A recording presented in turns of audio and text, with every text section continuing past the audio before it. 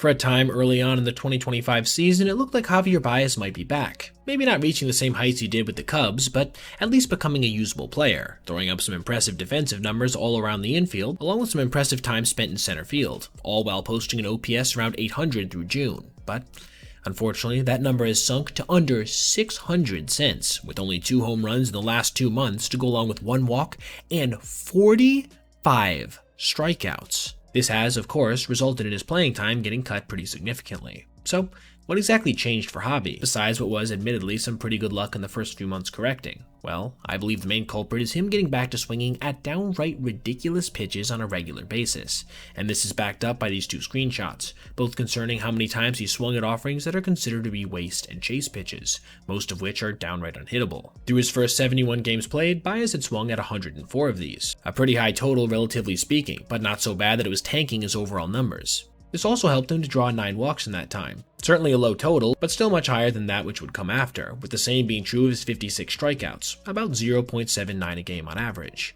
Since July 1st, he's swung at 91 pitches in the same waste and chase zones, a rate about 44% higher. And again, it's resulted in just that 1 walk being taken with 45 strikeouts to go along with it, a current rate of 1.05 a game. And this is reflected pretty harshly in the underlying numbers too, with his xWOBA, xSlug, xAverage, and hard hit percent all eroding in front of our very eyes. These are the numbers, but I don't think they tell a full story as to how extreme this problem has become. So, to illustrate it, I wanted to find the most ridiculous examples, starting with the game where, in the span of 2 innings, he swung and missed at a pitch that bounced almost a foot before the plate, and another almost 5 feet above the ground. To offer at either one of these is crazy, but both in the span of back-to-back at-bats?